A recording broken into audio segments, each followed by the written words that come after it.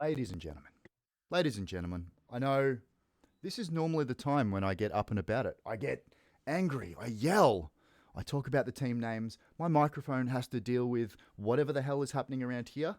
Today, we're aiming for a classier stream. I'm wearing the smoking jacket, I've got silk lapels. We're drinking a nice vintage fortified out of the Yarra Valley. And we're going to try and make this a classier affair. To that end, I do have one of the best co-casters in the world. I feel very privileged to introduce Mr. Colonel Matthews. Matthews, firstly, how are you? Secondly, are you excited to be casting this match today? Oh man, you definitely know how to flatter somebody. I'll give you that. But I'm feeling great. I am very, very excited to be casting three para and BR1 on Herc and Forest, and I just wanted to thank you very much for having me here on your cast today. No, thank you. I insist, myself. I insist. Secondly, I have another co-caster. We have Maxim, a friend of the stream, Maxim. He's going to be doing our special comments and moderating Twitch chat. So, Maxim, it is a pleasure to have you along. How are you today, mate? It's doing great. Um, any message that they say in chat that's worthy for your ears to, Hmm. I will highlight. I'm very excited for this match, though. This is tournament season hell loose, so it should be a good one. BR1 versus 3 Oh power. yeah, I'm going to be honest, lads. I can't do it. I can't do it. I've been fucking excited for this fucking match all week. Let's throw decorum out the window. We're in the Blink 182 shirt, and I'm goddamn excited to be watching BR1. BR1 obviously doing very, very well last week. 3 para had a bye. Colonel Matthews, obviously you're in the 10th Mountain Division. You guys, I think you had a cheeky loss last week, but your lads are having a bye this week, correct? Yeah, we got a 5-0 in about 55 minutes against OPPHB. Very strong team, a lot of respect for them. But yeah, this week we're currently on a bye, which opens up the time for me to come on here and co-cast. And look, it's So an absolute pleasure to have you along, mate. I did want to, if it's all right, I did want to talk a little bit about 10th Mountain, your clan. Obviously doing some very big things in the international scene. It's really good to see you guys around. I'm led to believe you guys have some real world ties to the 10th Mountain Division. yeah, so 10th Mountain, of course. I pretty much named it 10th Mountain because a lot of my online friends that I was actually in a previous unit with actually served in 10th Mountain. So I named it that, to honor them since, they're both great guys and, actual veterans of 10th Mountain.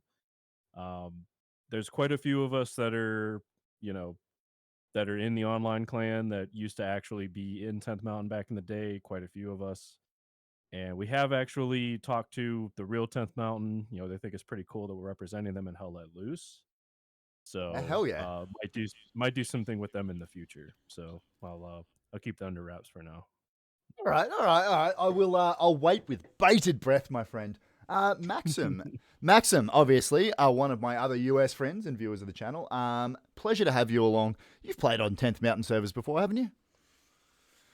Oh, I love the 10 Mountain servers. Admins are great. Colonel Matthews, pretty cool dude, I'd say. And I love representing the actual real world stuff with in game. It helps people like learn about different units, different battles. So Yeah, huge fan of that. I'm with you. Some of that stuff that different clans are trying to tie into real world stuff, like when we did the Hell Let Loose GeoGuessr, and we're trying to figure out where historical photos from World War II are on the maps. Like some of that stuff was really, really cool, and it's a pleasure to have you along, Max. What we might do is I think the teams are still filtering in, so we'll get to the match shortly. We have made sure we've got all our perms. 72 players. It looks like all our international guests have managed to find their way to the server. We'll do a quick recap of the games that have happened already this weekend. Last night, I did manage to play myself a game in the Fuck You side. Yep, OC is my clan. They're my boys. We managed to come away with a big 5-0 win against TFK. That said, all credit to TFK. Their lads played they played a damn good game. 5-0. I feel like when that scoreline happens, it doesn't always tell the full story. As you'd well know, Colonel Matthews, from last week. Yeah. And I think the other match was Evo versus Chimera. That was a match I was like eagerly awaiting to see the way that panned out. If I'm not mistaken, I think Chimera won that 3-2, and that was last night as well. Today, obviously, we've got, this is BR1, the US clan, versus 3 Para. Obviously, Matthews, part of the reason I got you along today is BR1 is a little bit of a blind spot for me. Do you have a brief, quick history about what BR1 is and what they do and what they're about? So I do know a decent amount of guys like in the higher levels of BR1. I deal with them a lot, like in the embassy, and of course, we have at other like events and like matches and stuff with them. They used to be pretty fluent in comp, like maybe a couple years ago. Kind of took a hiatus because they had some splitting off with another clan. But looks like they're finally getting back into something. No, not full 50v50s, but they're slowly working their way back up to what they used to be. And also, what is it? NPA and Dix was another clan that I don't know if anybody watches like Mono Especial. I think he was a member of like NPA Dix. Yep. They actually recently folded over into BR1, not Mono Especial, but like they're like actual comp dudes kind of folded over into BR1. So kind of bolstering the BR1 ranks a little bit. Well, that sort of explains why they're doing fairly well in this tournament so far. What we might do, as much as everyone I'm sure loves looking at whatever's going on here, we're a couple of minutes away from when the map is due to flip. So I always like to get a little bit of pre-game shenanigans in. So we're going to flip over to the casting screen and go have a look at what this looks like. The 3 Paralads we're hovering over. I'm always interested to see what people do before the map flips. Mr. Matthews, do you have yourself any like pre-game rituals? If you're playing in a comp match, what do you like to do as you're waiting for the map to flip? So one thing that like just 10th Mountain we like to do, before like Sunday drills and stuff like that, we'll kind of have the guys like line up like based off like what squad and stuff they're in. And then if before a comp match, usually there's like a nice little speech that happens. I'll hop up on a soapbox and try to inspire the guys. Do a little like pregame like strategy talk and stuff like that. My question for you though is it a literal soapbox? Did you have to go find a soapbox model in the game, or are you happy with if it's just a pile of logs or a tank or so? Oh yeah, it could be just about anything. Because one thing with 10th Mountain, like a lot of our guys, they believe in each other.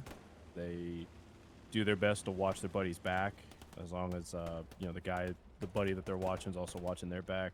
Yep. We're really big into brotherhood and realizing that everybody's on the same page, everybody has the same goal. It's pretty neat to kind of see it all come together in the pregame. Yeah, it's pretty cool, isn't it? My favorite thing is, of course, I love a good mass satchel. I love it when somebody just wants to test on friendlies whether or not what the kicking rules for team killing is on a server. That's one of my favorites. Obviously, the Foy Boys, renowned tankers, they do have a little bit of a tank pre-game ritual. I'm sure it's some sort of mating ritual between two of them, but I haven't quite figured that one out. These nodes are never going to get built. I'm genuinely worried about them. Let's hope their node building in the actual match, once the map flips, goes a little better than this, because currently nobody seems to want to build them. Yeah, I feel like that tank main ritual is something that David Attenborough should commentate on at some point. And here we have, in the wild, a Panzer IV trying to mount. Yeah, I could actually see that, Maxim. That's a very good point. Hagrid, you are first and foremost in my mind. Always, thank you very much for redeeming that. It's the only points to redeem I think I have at the moment. I had to disable all of them because we can't be doing shoeies when we're supposed to be casting a match. Apologies, Max. I know you love a good shoey. Yeah, it's all right. You got the jacket. You got an undisclosed bev. So happy with that. Yeah, reckon it still counts? Yeah, there you go. Matthews, do you know what a shoey is, my friend? I think I'm pretty familiar with a shoey. It's when you chug a beer or a beverage out of a shoe. Yes. Why? Nobody knows, but everyone knows it is hilarious, and obviously it makes you a better person for doing it. It's what I'm going with anyway. Welcome anybody else that's joining the stream. It is a pleasure to have all of you along on this Sunday afternoon in Melbourne. We're going to be watching BR1 versus 3-Para. They're going to be fighting over Hurtgen Forest. If I'm not mistaken, 3-Para is going to be on the Ally side. I have been mistaken about that before. But BR1, of course, on the Axis side, Hurtgen Forest, Axis v Allies. I'm excited. There's a bit of a grenade. That guy is just bits. Tank unfazed by it. I don't know about you guys. Max, what do you think about the new skin for the Panzer IV? Do you reckon it looks alright? I think I'm a fan. Yeah, I don't mind it at all. I still need to figure out whether it's a Panther or a Panzer. I thought it was a... This is a Panzer. This is a Panzer IV. The Panther is the Panther is a bigger tank. Map's been changed. We're going to get this game underway in exactly 15 seconds. Good luck. Have fun to the teams.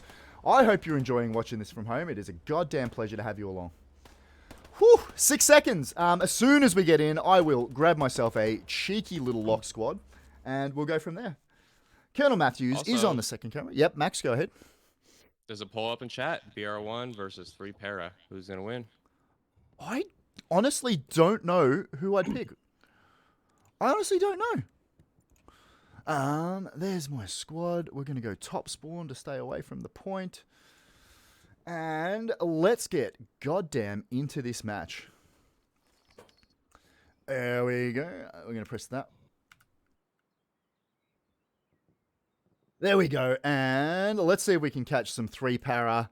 I don't know about you guys. I really don't mind watching the start of the match when you're watching all the supply guys drop all their stuff, nodes get put up, you see all the redeploys. That's Voodoo God. He's going to get himself some redeploy action. There he goes. Killan, Korax, Complaints. Jimmy the Hand, he's a good friend of the stream. Satames, Glove.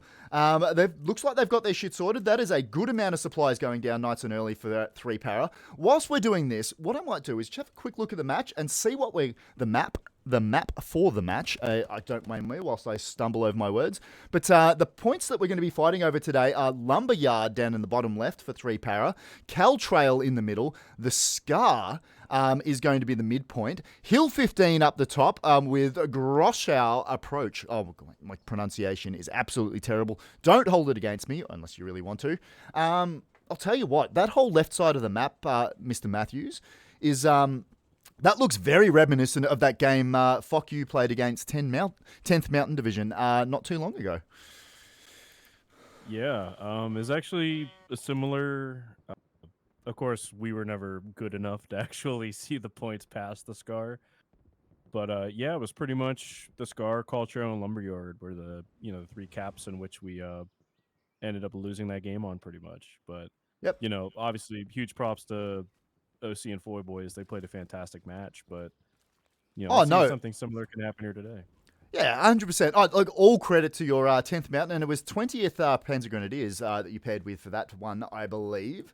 But all credit to you guys. I reckon that that midpoint for that match, that took about 20 minutes for that to get capped by either team, and I think that was indicative of the quality of both the sides that were playing. We're going to scooch back over. That was a little bit of the BR1, lads. This is the point we're fighting over. This is the Scar. Enjoy that, boys and girls. Ladies and gentlemen. Good Lord. I am damn excited to get this one underway. The Scar. Obviously, one hell of a brutal midpoint to be fighting over.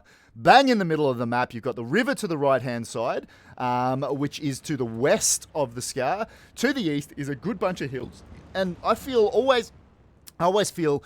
like a lot better cover coming from the east. Matthews, if you're going to be attacking the Scar, where would you be coming from, and where would you like to sort of put your spawn points, your OPs, and your Garys to try and attack it from?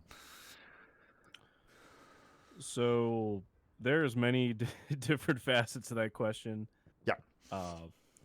Because there's kind of different avenues you can take. Like right off the rip, I would expect the Axis to try to get across, or the Allies to try to get across the river as quick as possible. Yep. Because really, in my opinion, the team that has good functioning spawns on both sides of the river is the team that's going to win the day. Because for the Axis side, the Scar and Siegfried line really lean towards them a good bit since it's on their side of the river. But I would definitely pay attention to like E7 from the Allied side. Obviously they're going to send some guys right to it. Looks like BR1's already sighting an Artie. And definitely expect some units to be pushing like E and F4 area, try to get around the north. There we go. We've just seen BR1 get in nice and early. I don't know whether you guys saw that, but that was the old truck trick where you basically turn... Ooh, that was a big artillery taking out both the truck and 3 Para's initial wave. Korax is going to survive that. He is a supply guy, so I don't know whether he's going to be able to do much on his own. He is going to get taken down brutally by that looked like Hawkmen on the machine gun. Blood is going to sit up there with the automatic rifleman in the bunker. Very, very strong early push from BR1. What I was talking about was the truck. Basically, you can turn the truck off. It'll go faster downhill than it will if you keep it in gear. So that's a sneaky little trick for players. Artie absolutely doing its job. 3 Para, it's going to be incumbent on them to push back and take off this middle. I know I was talking about places where, Jesus, that Artie... I think that is that's about 20 kills for the BR1 Artie, nice and early. 3 Para are going to struggle to push through that. Absolutely doing the meat grinder at the moment. What I was going to say before, Matthews, is the point in this map, whilst BR1 are just going to absolutely dominate that middle point, I'll point out this woods. This bit of woods off to the, it's going to be the north of the map, is fairly crucial to try and take and keep a presence in to try and put pressure on Scar. And it looks like BR1 seem to be well aware of that, and they put a good bunch of lads out on that right-hand side. This has been early map domination from BR1. 3 Para just really struggling to get a foothold. Let's point out some of the lads that are pushed in nice and early from BR1. That is Juliet, the Kid, Blood, Mr. Miata, Black in Do, don't know that guy's name, but Hawkmen. And it looks like they've got a couple of flanking squads. These guys out to the south are going to be pushing on the flank there. 3 Para, Strike Back, Tango, and Sweaty Plums. Sweaty Plums? I'm pretty sure it's plums, not palms. I'm pretty sure I'm going to get some of these names wrong, so forgive me. These things will happen, but early cap by BR1. That was a very, very strong push. Matthews, you know a lot more about BR1 than me. Are there any players that we need to be looking out for from this this strong BR1 side that we're looking today? I'd say Tranic's a pretty good player. I've definitely seen him a lot. The Kid's pretty good. Jraznik. I'm looking around to see if my man Major Ocelot's in here. Yeah, he's in here. He's in a tank. Half Royal, of course. He's leading Charlie Squad. Yep. Don't know too much about the rest of them, but those are the guys that, when we've played them, both in Embassy and in matches, those are the guys that really stuck out to me. Yeah, I've seen the Kid a bunch. The only reason I recognize his name is for a reason, right? He's probably really good. There we go. Yeah, Tranic's also level 258, so, I'm sorry. We do have Gypsy Shah as pushing nice and deep onto that point. He is actually the only player in the game that's currently on the strong point, so well done, my lad. I will also say, my man Tango to the east of the point, he has a nice squad-size element behind the point, like right along that F and G line. Looks like Tango himself and Korax are going to start taking down supplies and Gary's on the front line. Nice. Every time you see something that you need me to point out, just give me a quick shout out. I will absolutely switch over to your camera because obviously one hell of a caster. If I'm not using Colonel Matthews as a co-caster, what am I even doing with my life? Just Gypsy Sharp. He's gonna be content to sit on point, sit in that little bunker, be a bit of a human claymore, I'm assuming, and but he's gonna need some support if 3 Para are gonna put some pressure on this point. BR1 doing a nice little push up that western bank. It's going to be Dreadnought and Fallout Boy are going to try and hold this one back. Fallout Boy is on the anti-tank gun. just providing a little bit of support. There we go. As we say his name, Dreadnought dies to the left of your screen. It would have been Mr. Miata or Black in Dew that took out that one. Whilst we're talking and whilst all this is going on, Matthews, who is currently commanding for the BR1 side? That would be Lionheart. So BR1 Lionheart, level 230, only has 500 building score, but then again, the commander can't do it all. So pretty decent player. I've seen him and played with him before. No, absolutely. The commander can't do it all, and I feel like delegation is the way to win matches. Commanding for the 3 Parasite today is going to be none other than Sanity. Obviously, he's got a bit of work to do now, rallying his lads. I'll tell you what, I'm going to move out to this right flank for 3 Para now. They've provided a bit of a presence up there. They've got a good bunch of lads that are pushed around nice and deep behind the point. Toby the Toaster, that's an XOC lad. One hell of a good dude. Strike Back, Sweaty Plums, Tango, Power Fist, Front Case and Waggers. Waggers are one that hell of a good dude as well. Killer something, Korax. They're going to be pushing on, and they're going to have to start putting some pressure on this, on the Scar and this BR1 strong point, because currently we're just seeing an absolute domination of that middle point from BR1. How are we looking for the rest of the map? If I've got Matthews is cruising around, just seeing what we can see in the rest of the map. If anything comes up, please give me a yell, because we'll switch over. At the moment, we're just sort of seeing 3 Para trying to establish a bit of a defensive line and hold back this BR1 push. All 3 Paras trying to take that back. I got a couple messages from chat. We got Borks saying, "I can hear Stu, but all I'm hearing is Hugh Hefner." I wonder if that's something to do with the jacket. I will absolutely and then take Hagrid that. says Stu has the drip. Not sure what that means. I think it's something the kids are saying these days. Yeah, I think drip means like someone's dressed very well. Potentially, or he's talking about the fact that I'm an ambo and it's one way to get over a hangover. I don't. One thing I want to point out though, BR1, they are making it across the river and they're going to start putting pressure on Col Trail. But 3 Para has a pretty sizable force, you know, to their southeast. They're starting to come off that hill. And it looks like BR1's kind of scrambling a bit to, you know, push out and meet them before they make it to the strong point. Yeah, what we're currently looking at is your BR1 lads that we were talking about pushing up. They're basically just pushing straight from the Scar to Cal Trail. Cal Trail is that blue marker you can see towards the right of your screen. Ziffer and Reno are going to try and hold this back. They do have Fallout Boy, Fuzzy, Dreadnought and Jimmy the Hand off to their south that will hopefully be able to get back and try and take care of this this push. Reno and Hawkman, that doesn't look like they've seen each other yet. Surely one of them has got to realize that they're right next to each other. Hawkman's going to pull out his gun. Reno, I'd probably look down this way, mate, because, there you go. Reno doing the work taking down Hawkman, and that's going to be the tip of the spear from BR1 getting taken down right there just before Reno gets taken down himself. BR1, nice solid little push into Cal. The biggest thing is there is such a short distance between these 2 points. Scar to the left of your screen, Cal Trail is up to the right. Such a short distance, but that's... Look, that approach, Colonel Matthews, it's just forest, isn't it? And not just forest, it's burnt forest. So there just isn't that much cover if you push straight from there. So BR1, it's a ballsy play. It's a ballsy play, but unfortunately, as the Axis on Hercule Forest, it's a play you kind of have to make. Because, like one bad thing about this map, and, you know, it's kind of bad for both teams, you know, this burnout forest that's just to the west of the Scar, you know, the Allies have a hell of a time pushing through it to get to Scar, and the Axis have a hell of a time pushing it to Col Trail. Yeah. Because you have to keep some kind of frontline pressure. Like, you have to have some guys, like, constantly, you know, making them worry about, like, coming, like, straight down the door. Because if you have, like, a ton of dudes on, like, a really wide flank trying to get, like, to Col Trail, a lot of times that gets sniffed out after a while. Because that was one thing OC and Four Boys did very well. They managed to get a garrison down in like E6 area and just pushed like straight in. So it seems like a play that's impossible, but more often than not, it's the play that wins for the Axis on Hercule Forest.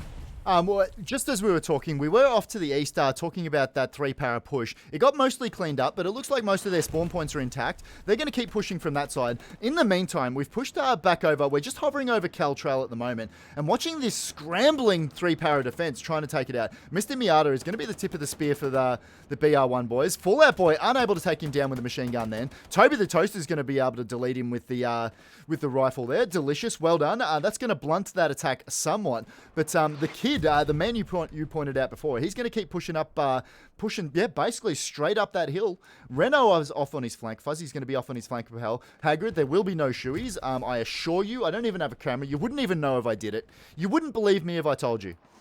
So we're going to jump and have a look at this 3-para attack, I think. Can I get you, Matthews, can I get you to get your camera over Cal Trail and just keep an eye on what BR1 is doing on the attack? In the meantime, I'm going to swing back here and kill Nah. He's going to be the last one alive. They're just struggling to get in now. Timmy Toostra and Jelly Sneeze something. Prince is going to be defending up there. 69 YOLO Swag, that is an internet name if I've ever heard one. Inertia, good name. Bird 302, and that's going to be the bulk of the defense for BR1. And look, I'm assuming by now there's enough of them have been seen, enough of them have been killed that look, that'll absolutely be called out by this BR1 side to try and deal with this 3-para flank. Bombing run going in. That was a bombing run over the Scar itself, so I'm going to go ahead and assume that was the 3-para bombing run. It's managed to clean up most of those BR1 guys that were sitting on point. The ones that are sitting a little bit back, the ones that have been pushed out to deal with the 3-para flank are going to be unscathed by that. But this should give the 3-para boys a little bit of breathing room to try and push in. Glove's going to be there, but Inertia and Bond, they're getting up nice and deep on the flank. They'll be looking for OPs, they'll be looking for Garys, and they'll be looking to try and shut down what 3-para is doing over here. I think that's some very good defensive play, Matthews. It's what you need to do. Once you've identified a place where the infantry is coming for, as a defensive squad, you need to push out and stem the tide by taking out their spawn points. Yeah, because that's one thing that BR1 hasn't done effectively so far up until now. Like the fact that 3-para is able to get off like that kind of flanking push is kind of telling as far as like BR1 having control of like all 4 grids in the sector. Yeah. Because like for BR1, and this is one thing I've seen 4 boys did very effectively against us, was the 4 grid squares around Scar, like we could not get anywhere around that. We had guys to the north, we had guys to the south, but we just could not penetrate those 4 grids once we lost our foothold. So for BR1, having entire cap zone control is huge, and we're seeing some guys on the attack now with a bombing run coming in. That is a BR1 bombing run, trying to clean up some of those 3-para boys. Just while we were talking about that flank over there, BR1 did get a good push into point, and they did get a bunch of lads. They actually got it about a third capped, which was impressive. Satchel, hopefully he lives up to his name and puts one down, but he's going to be the last BR1 lad left. We did see a big 3-para defensive wave come in on one of their Garys, which was central to the point on Cal Trail. Big push coming from BR1 to the right of your screen, which is going to be the south of the map, if I'm not mistaken, which I'm not. And they're going to be pushing up to that forest to the right, which is a very good place to be pushing on Cal Trail for. I would like to see, however, that initial push from the middle, exactly where Mr. Miata is in the middle of the screen. If they can keep some pressure up on that middle, it'll allow that flank to get nice and far around on the 3-para flank, and just keep rolling up this defense. But I'll tell you what, lads, 3-para is being pushed very hard early in the match. Whew. Yeah, and I see BR1's going to have supplies dropping, like in E7. Unfortunately, it looks like someone's actually called out an enemy outpost in the area as well. But something like that, if a BR1 guy could have pushed there with the support guy and get that garrison down, that would have been a lot better, because now you're going to have 3-para guys looking up in the sky and seeing that parachute fall that we see southwest or southeast of the point. That's funny. So, yep. Oh, go ahead. No, go ahead, my friend. Because I said this pre-game, teams that are able to set up spawns on both sides of the river are teams that are going to win. So if BR1 can push across, they had a nice little push down there before. Would have been nice to see a garrison or something go up in that area. But if they're able to start getting across that river and getting a foothold, this match is gonna fall pretty quickly. Unless There's Three Para also just a shooters. oh, never mind. By 3 para destruct, some supplies dropped up there in the south. Wondering either a supplies or No. airhead from which team. So that was BR1. So they dropped supplies in E7, like just across the river on the Allied side of the river. So it looks like some 3 para guys have seen it. They're gonna start moving into that area. But like I got my man, I think his name's Power Fist. Just now having a look at the map, I have neglected a little bit. Obviously, Node's placement has been absolutely on point towards the start of the match, but I'm really liking the 3 para Gary placement. The biggest problem they've got is exactly what you were talking about, Matthews. They've got the 1 Gary on Cal Trail itself, but they haven't pushed anything anywhere further east of that, and I think that's going to start hurting them because that's allowed control of this sector in front of the D column. They've ceded control of that to BR1, and I think that's really going to start hurting them. Whilst we're looking at the map, Corporal number 34 and Inertia have pushed up onto Cal Trail itself, and they'll keep trying to put that sustained pressure onto the point. Matthews, can I get you to do me a favour? Can I get you to scope out some tanks for me, my guy? We just haven't seen many tanks, and we haven't seen any tank action at all on this map. Obviously, some of the forest maps can be a little bit difficult to play tanks on, but which we haven't seen it. We haven't seen any at all. Actually, I think I know why. There's a Panzer IV like all the way up in North Pass, just kind of creeping his way on a nice big flank. So I'm actually on him right now. All right, let's switch over. Have a look at what Colonel Matthews is having a look at. Yeah, you are. Yeah, this is right up in this area is where he's at now. He's getting nice and wide on that. Obviously, and just trying to get playing the long game. You don't often see that from tankers. Obviously, most of our tankers in the OCE region get accused of being way too fast and loose with their fuel resource. But he's playing the long game. Let's switch back here. The fight is still over Cal Trail. That Panzer IV will obviously start to have an impact once it's got around on the flank and started moving in a little bit deeper. There is a little bit of a 3-para push. Artie is going to deal with that.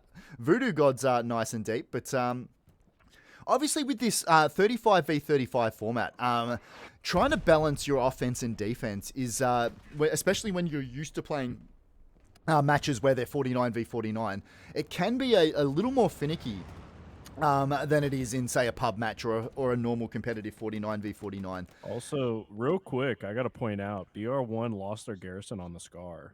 So this push from 3-para might actually make some noise. Yeah, absolutely. You'd expect to see some defensive spawns in on one of their outlying Garys. Funt Case and Voodoo God are going to provide most of that weight on the cap in the middle there. History Bullet is going to be the last lad there. He's going to push up, and hopefully Funt Case is going to hear him outside and has pushed that information. There is a supply drop from BR1 going down on point. The cap was just contested for a little bit until BR1 was able to get some cap weight back. Voodoo God taking down the History lad.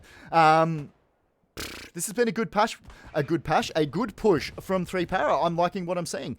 Despite being very heavily pushed on Cal Trail, they've managed to get and keep up this assault from the right side and the south side of the map. So all credit to them. They're making a fight of this, Mr. Matthews. I gotta ask Matthews, Colonel Matthews, what would you be thinking right now if you were BR1 commander? What would you be telling your guys? So right now, obviously getting a garrison up either in Scar or, somewhere immediately around Scar would be like top priority on my mind. I mean, ideally, you don't like placing garrisons in strong points, but the Scar is kind of an exception here. They do have a garrison across the river in E7, so that's a nice little quick way to get guys pushing Col Trail, because you need some pressure on Col Trail. But at about 70%, 65% cap progress, which we're just about to hit, I'm calling some kind of fallback, some kind of retreat. you know, maybe squad leads only, stay on the attack on call trail, keep your OPs up, but start sending guys back to fallback garrisons to deal with this push. Yep, and as we're And talking, obviously the point started to be contested by 3 para. Very good push from some of these guys. Front case Korax, Waggers, Voodoo God, and Power Fist to the left of your screen. Granic going down there. That looked like Korax taking him out then. Very good push from these guys. They're starting to put some genuine, decent pressure on. You'd like to see some OP start to go up on the Scar. We've got one just to the south, and one slightly to the southeast of that.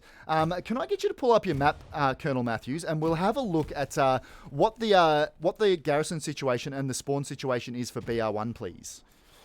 yep. There we go. Zoom in, just because it's a little bit smaller. There we go. And what are we looking at? So immediately around the Scar, like I said, there's this garrison in E7. You can get some guys pushing in, kind of cutting inside a 3 paras push. But they had a garrison on the G5-6 line just get taken down. They have one north of the Scar that guys are spawning in on, kind of in a panicked hurry. Yeah. And their closest garrison other than that is in G7, G7. So it's looking pretty rough for your boys right now. Not gonna lie. Yeah, it is. We'll switch back to mine and see exactly what we're talking about. If you have a look at all those red markers, the red berries towards the top middle of your screen there, that's the panicked spawn wave that we saw from BR1. Korax going down to Bird 302, Black and Bird 302 going down himself. There are still a bunch of 3 para lads on the point, but BR1 doing their darndest to try and push them off. The Scar is being defended currently by this BR1 side, so it has been all right. Endeavour's pushing up. I do like this from Endeavour. It shows good initiative. Obviously, they're expecting a spawn wave up here, so let's get in and have a look at him. He's just taken down Scooby. Sanity, the commander, is well off in the distance up there. Juliet going down as well. The garrison's been marked from 3 para, so he's going to get in there and see whether he can take down that garrison before they get back and deal with it. Once that garrison's done, that's some very good play from Endeavour. Well done, my guy. So now that garrison's down, that will provide a little bit of relief for the lads on point and a little bit of an ability for that right flank and that southern flank that we were talking about to start coming back and dealing with it. There are only 2 3 para boys left on point. Voodoo God absolutely doing some work, taking down, I didn't see who that was, but dying to blood. You can't win them all that time. He absolutely didn't win. Good Lord, this is a match, ladies and gentlemen. I was a little worried that BR1 was absolutely rolling it at the start, but this is turning into one hell of a match. Max, are you enjoying yourself, my guy? Oh, absolutely. I was kind of curious to see if any team would use vehicles, especially tanks and AT guns as well, considering it's a Scar. But it's been a good push and shove from both teams. It has. I've really liked this 3 para. Once they've composed themselves a little bit, really pushed back. And look, the good news for their lads sitting up on Cal Trail at the moment, that'll take some of the pressure off. It does look like there has been a call from BR1 to get back and defend the midpoint, which means that they've managed to get the bodies back. But let's have a quick look at Cal and see what's happening on the offense for BR1. Yeah, and it's exactly what we've said. Most of that offense has been, looks like it's been redirected to the Scar. Just obviously, 35v3, 35. We do see a lot of these games go the distance. So defense of the middle point sort of has to take priority. Yes, it'd be nice to take the next point and keep pushing, but if that's not going to happen, getting your lads back and just having a solid defense and sector control around that area, I think, is truly important. BR1 Satchel is going to sit down the hill. He's going to be the last of the BR1 boys on this push. Ziffer, Sitames, Toby the Toaster, next OC lad there. We love him.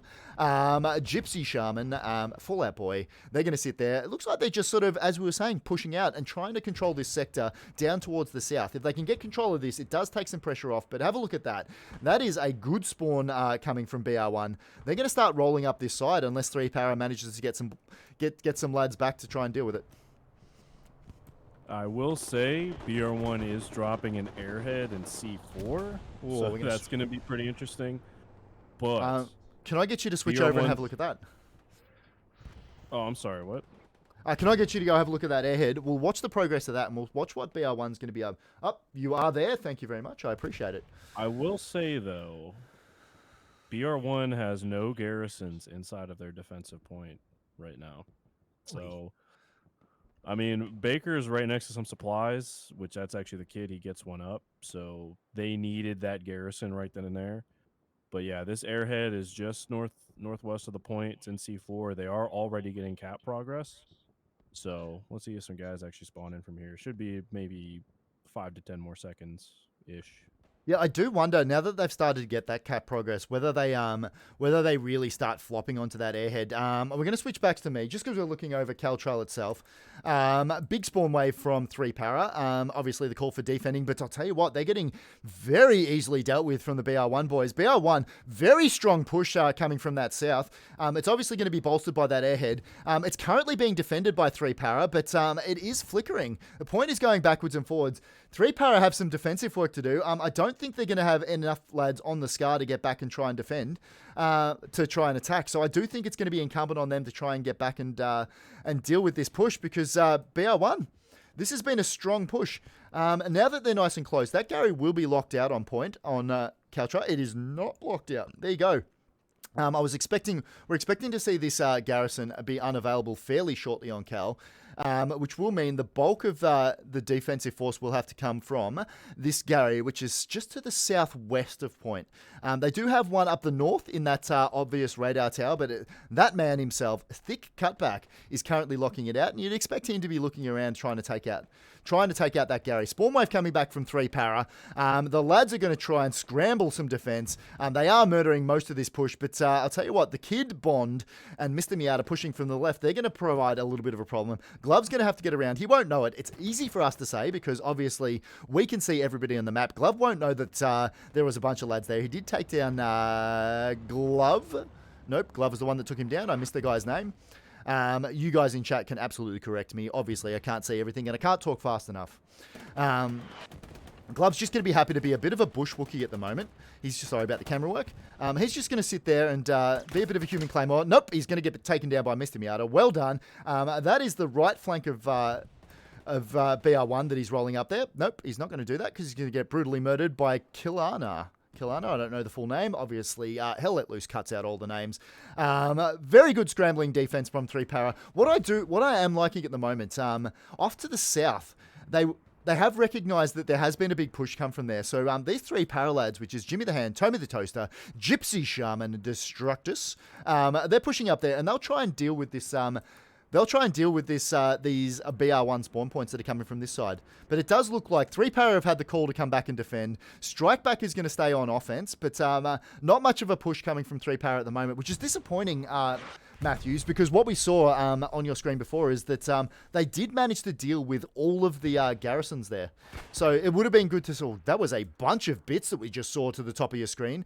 69 YOLO swag. Didn't need to do anything because Artie did his job for him. Sorry, Matthews. Yeah, it would have been good to see 3 para start to deal with that. But obviously, defense far more important than offense. The call to come back obviously went out over command comms. Yeah, and I just saw something kind of crazy. So that airhead that was up above, they dropped supplies on it, and I just saw it blow up, and I have no idea what blew it up. Oh, a Stewart, actually. He just kind of came out of the woodwork. But that airhead, totally unused. Kind of like a nice second option, if the guys that are pushing from the southeast all of a sudden get stymied. Or another avenue of approach if those guys from the southeast just keep on trucking. But BR1 slowly making some pressure. They have some guys that are still in sector, and it looks like they're starting to get, or they had a little bit of cap progress, but immediately get stamped out by 3 para.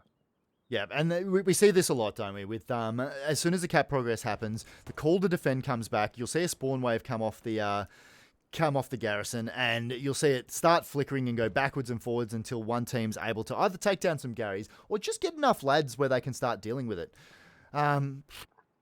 This is still anybody's game. Strikeback has spent a lot of time being a bit of a human claymore on the Scar itself. He's going to get some support. 3 para looks like they've decided they're secure enough in defense. Artie, this is an absolute meat grinder at the moment. Ellie Sneeze, Reese a Fish, Peace Office, History Bullet, They're going to provide the bulk of the defense. It looks like just nobody's been able to root out Strike Pack. Destructoid, Tango, there you go, Peace Officer, getting taken down by Strike Pack there. But Caltrell, it is being taken. It looks like BR1, this consistent push they've had, they've got the kid on point, Toby the Toaster. It's going to be incumbent on him to get back and try and deal with it. He won't know it, but there are BR1s to the south of him, to the top of your screen. Still scrambling to defend 3-para. But what I do like to see, even though they are keeping up defense, they still have managed to get some lads on the offense, though. So I think if they can start putting more pressure on the Scar, that'll take some of the pressure off these defensive lads. What I'm liking about the this BR1 push is that they're throwing smokes randomly to try to convince the free power lads that there's more people that are pushing than there actually are. Yeah, I like that. And I know Matthews was talking about the airhead before. That airhead, it would have been spotted out by 3-para. 3-para know they would have had to have dealt with it and get out there, which looks like what they've done. But that, like, even as a distraction, an airhead can be that moment where enough lads get pulled off point and enough defenders get pulled off point to deal with it. And it can just give the offensive side just that little opportunity they needed to push a little further and find themselves some decent spots to start taking out the defense from. Good yeah, treat. I mean, I think that airhead just kind of timed out, wasn't necessarily taken out. But Okay. I will say though, BR1 has a girthy push, like coming in from D5. Holy smokes! Ooh, But that is 3-para. 3-para actually doing the starting. same on That is Scar. a solid push. Yeah. 3-para is starting to take the Scar. Matthews, can I get you to pull up your map for me? We'll just have a look at the map and see what's going on. What sort of defensive Garys are we looking at for BR1? So once again, well, actually it just cleared up, but no garrison on the strong point itself. They do have 2 garrisons straight north of that, dropping supplies east, and they do have 1 southeast. So Magnificent. 3-para, a lot of them are pushing from the south. So I'd expect some guys to start spawning in at E7 and pushing north from that garrison to clear up any OPs or anything like that. Yep. In fact, Fox Squad just spawned on it. Whilst we're talking about that, very good Gary placement from 3-para. They do have a garrison off in, what is that, F6, and they've pulled up a half-track. It's pinging hot, but they pulled up a half-track just to the south of the Scar. And if I may say so, that is a ballsy spot to be putting a half-track. All props to the commander there, whoever decided to make that one happen. Timmy 2 Stra is going to be providing the bulk of the attack back onto this point for BR1. 3-para, they are on the strong point. A Battle J-Ho, managing to take down one of the lads there. Front case is in the garrison. Front case is in the bunker. He's going to take down Battle Jaho. Strike Back Tango and Gypsy Shaman are going to sit there. Waggers off to the north. Power Fist, Fuzzy Insanity. Look, what I really like about this is have a look at that little bit of a split push from 3-para. Towards the middle of your screen is the Scar itself. They're providing the bulk of the cap weight. Towards the right, you're having a look at those lads spawning off the half track there, and they're dealing with that that flanking move from BR1. But to the left, I really like this. Sanity, Fuzzy, and Waggers spawning off that garrison that is to the east from 3-para. They're able to jump on this flank and start to cut off some of the reinforcements, the red berries that you're seeing. This point is almost capped, and I think if this keeps going the way it's going, it's going to get, it's contested. This is so close, lads. Holy crap. Still going 3-para's way. I think this is going to flip to 3-para side, which does mean it's going to be incumbent on BR1 to take it back, but this is going to be a hard-fought battle over the middle of Scar. This BR1 push, this is the offensive lads coming back. The next point is being taken. 3-para have got some lads on to the next point. Although BR1 is answering with some caps on Scar, but yeah, 3-para immediately flipping that into pressure. Do you think that was a mistake? Should they have just kind of, hunkered down, and just kind of secured that middle point before they started pushing? I think I'm gonna say no. Oh, I'm sorry. That cap pressure that was on Hill 15 at the moment, I think that was from virus.exe that you can see towards the bottom of your screen right now. That was lone cap pressure. It was just because BR1 didn't have anybody back there. So he was essentially lone capping. It looks like BR1, whilst we were away, did manage to get a good bunch of lads. Those boys that we were seeing pushing on it from BR1 have managed to get themselves back into the strong point. Artillery, bombing runs. This is a meat grinder. Big spawn waves coming from 3 para towards the top of your screen. And that was that Gary absolutely doing some work. And they're going to have to get in there and try to take this back because this is half capped back towards the BR1 side. 4 lads left back on the point itself. Sweaty Plums. Betty's got Sweaty Plums at the moment because he's dead. Gypsy Shaman going down. Sanity the commander going down. But I'll tell you what, there is a Panther from BR1. That's going to be... That was probably really crucial.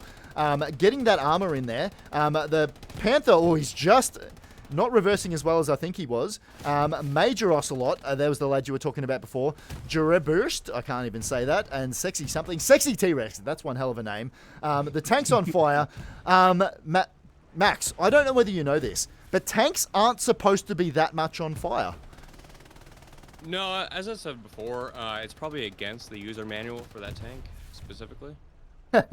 I actually haven't seen it, the user manual, because I don't actually speak German as well as you think I would. But this cap, looks like it's going another rocket. That tank is in some absolute trouble. Complaints department is going to move up and try and get the satchel on. Zero fucks given. He's just going to run straight out. There's the satchel out. If he gets this satchel on it, which he's not going to, because Artie's going to take him out before it happens. Scrambling defense from 3 para. They've managed to get lads back. Adelaide managing to push people out. Pi_0 is the last of the BR1 lads left on point. And I tell you what, ladies and gentlemen, I think I need to take a breath. I will say, and I see this all the time in competitive, right now, 3 para, they need to start getting guys pushing northeast towards Hill 15 away from the Scar. Because right now what's happening is they're so worried about defense.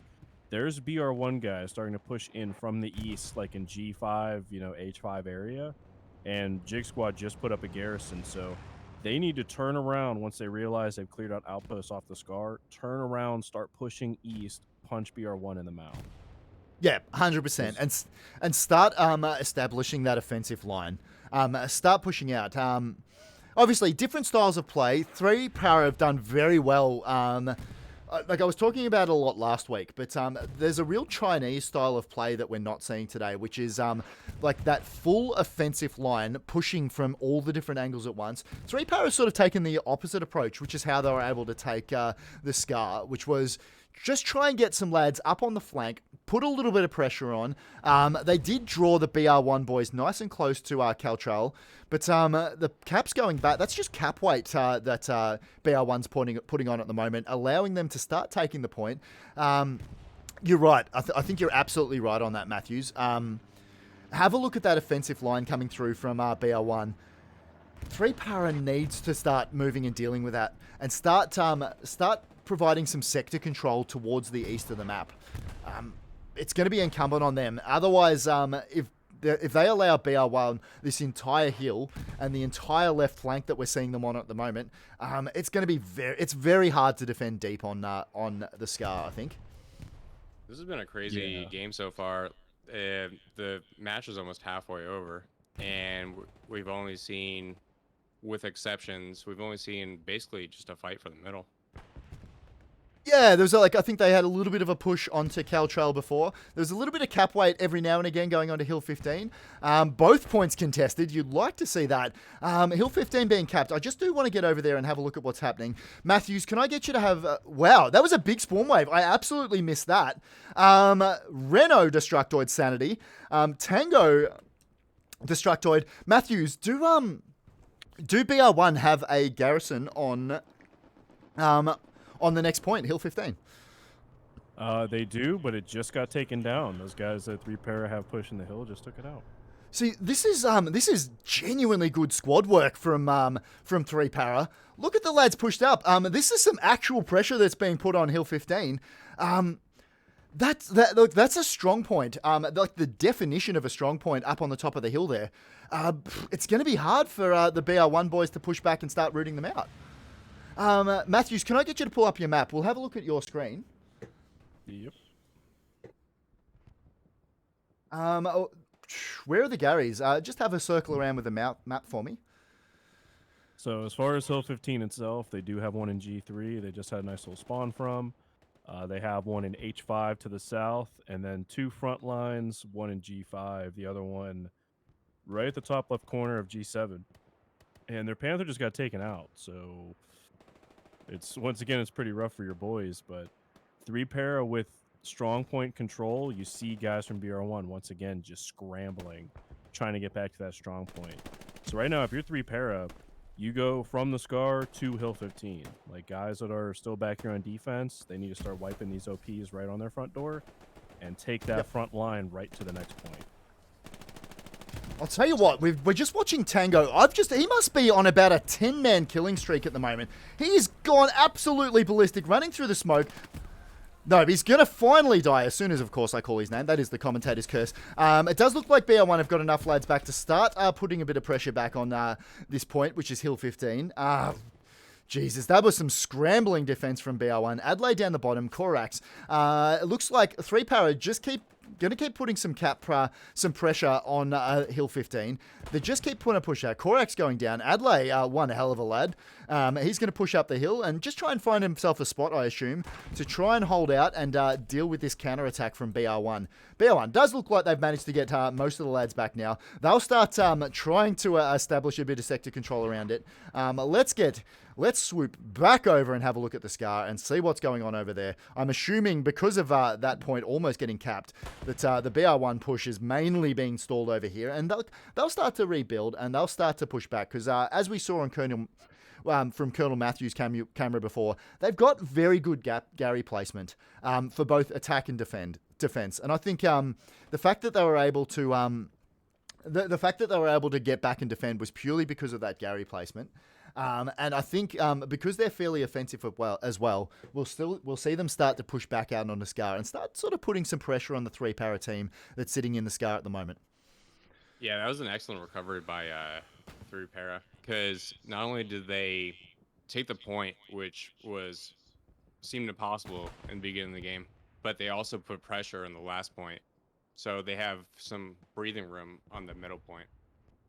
Yeah, I think you're absolutely right, Max. And it's because of that breathing room. What Matthews was talking about before, we saw all the red berries sort of pushing over the area that's towards the center and right of your screen. We saw the BR1 team putting some genuine pressure coming out that way. And now they've got that breathing room. The 3-para side is starting to push out and starting to deal with it a lot better.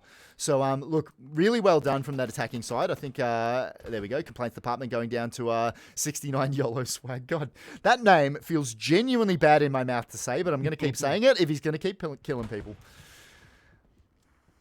Yeah, especially with the red jacket, smoking jacket. I feel like it shouldn't be said. Oh, yeah. Oh, I know. Swag. But I will say, even though 3-para is capping the point, like they are managing to get such insane pressure on Hill 15.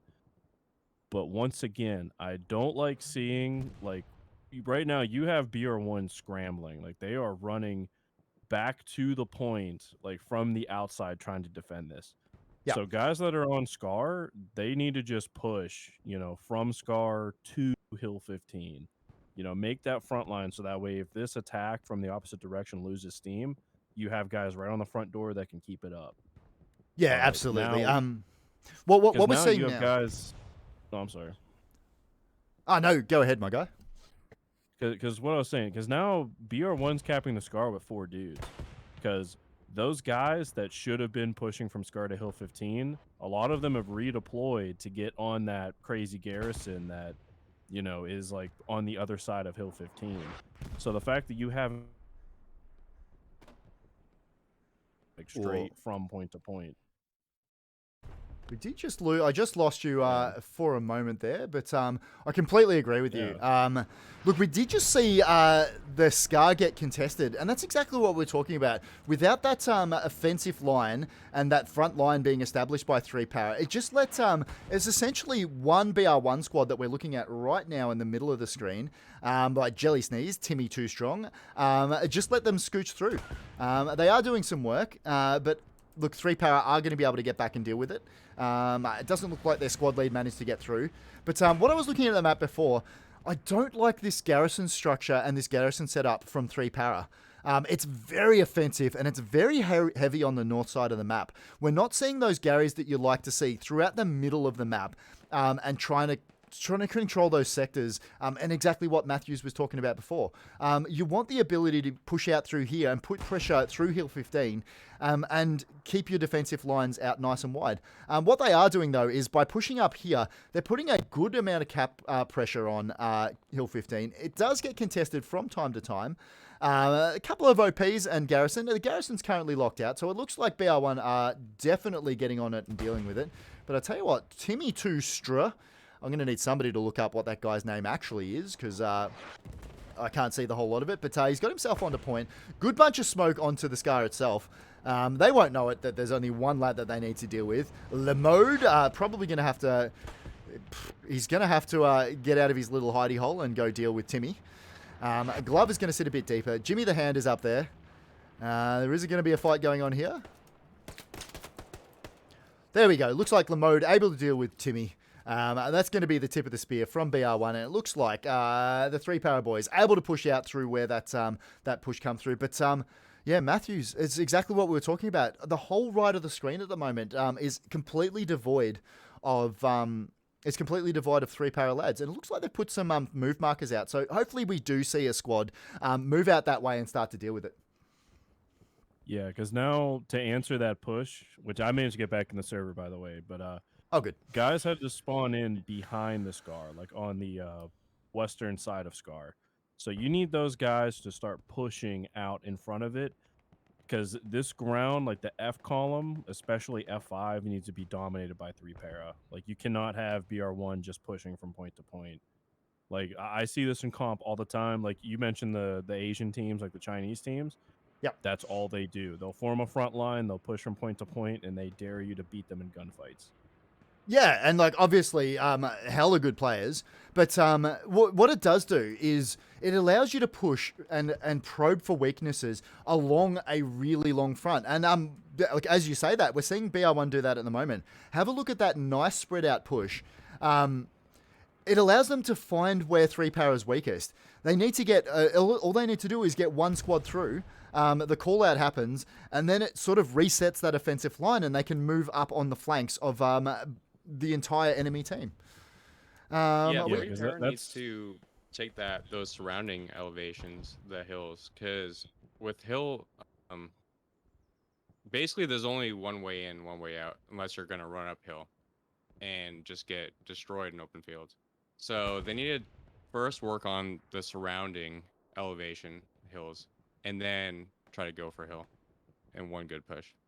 Yeah, I think you're absolutely right. Like, I really like the initiative and what they were doing with that Northern Gary and their OPs early. But what I would have liked to have seen is just leave it there. Leave the garrison there. Leave it as essentially a spawn point that the enemy doesn't know about. Push the front up, and whilst the front's pushing up and has all their attention, then you flop onto the garrison and allow that massive spawn wave to come in where the enemy wasn't expecting. By having that sustained push coming from that northern side, which is sort of towards the middle right of your screen, which is where they were pushing from before. I'm assuming, yeah, it looks like all of those spawn points have been taken down. There are sups there, but they're only 50, so they're not going to be able to deal with them or build another Gary unless they put another box down. But I would have liked to have seen that big push come from them after they had that front sorted out. But look at this, BR1 pushing out in force amongst the front.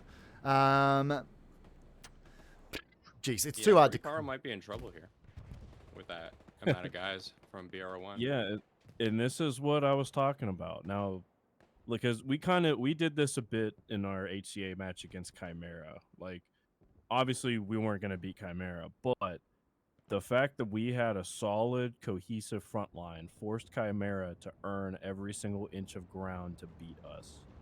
So for 3 Para, having troops positioned between where BR1's the most likely to push, like, that should be step one. And then the crazy flanks, the airheads, the Garys that, Recon gets up behind them. Like, for 3 Para, that stuff should be secondary, or to relieve pressure like they did on Hill 15 in their first push. Because, like, now you have BR1 turning around, they're scrambling, they're running back to Hill 15. While they were doing that, get some guys right on the front doorstep, keep up that pressure, force BR1 to make that kind of crazy play. Yep. But now we're seeing BR1. They're spawning in heavy in G5. A lot of those guys got clapped, but they're just gonna keep spawning in on this garrison here and continue to push on the Scar. It's like a no brain, just hold Shift W all day play. Yeah, 100%. And we've all played Running Simulator in this game. What we are seeing, though, is 3-para, the blueberries that you're looking at, down towards the bottom of your screen, they have managed to roll up on that BR1 flank, which has been absolutely really good work. But that said, that is the one squad and a couple of lads up on the flank. If you look at the middle there, Blood is dominating the middle. He is under tank fire, though. That's probably not going to help him as much as he thinks it will. That squad up on the flank, that'll get called out, and people will be telling each other that there are infantry up there. Without this push over the middle and dominating sort of this middle area, that flank squad is going to have to deal with that whole bulk of BR1 forces. Big spawn wave coming. Lots of 3-para lads spawning down. The bottom of your screen is the Scar, which is the point that we're currently fighting over. But yeah, you're right. I think what we're not seeing, it's sort of a battle of two different styles at the moment. Isn't it, Matthews? We're seeing that good frontline push from BR1 versus the probing attacks on different flanks from 3-para. I don't know. This is what I like about APAI and international tournaments like this. We get to see these different styles coming up against each other. Yeah, and you get to see, especially in this match, like how they can kind of offset each other. Because I feel like in Hell Let Loose, you need to have the ability to kind of switch depending on what map or what situation you're in. Like a frontline push from Call Trail to the Scar, that's not going to work. Like you need flanks, you need spawns on the other side of the river. And 3-para was able to get that up and keep consistent pressure pretty much that entire time fighting for the Scar. But when it's just an overland fight and, you don't have a river, like a crazy obstacle you have to cross, sometimes the front line can kind of win the day, but it looks like 3-para is just winning the gunfights and keeping BR1 at the cap border. Yeah, and I know I do it, but I'll sit here and talk tactics all day long. At the end of the day, it does come down to lads with rifles, and lads in tanks, and people on artillery. You need to be winning gunfights to be able to take points. You can have the best commander in the world if you don't have the shooters that are able to do what needs to be done. Juliet's going to come up against Endeavour there. Endeavour looks like he's just missed him. Somehow wasn't peeking at the right moment. There you go. And he's looking the wrong way. Juliet. Fuck, it's really easy for us to say, isn't it? We can see everybody on the map. Obviously, Endeavour's got no idea what's around him. Black and Duck. Endeavour! Hit a shot! Good lord. Endeavour took 3 shots. I feel bad about giving him shit like that. But Dreadnought did need to come down and clean up his mess.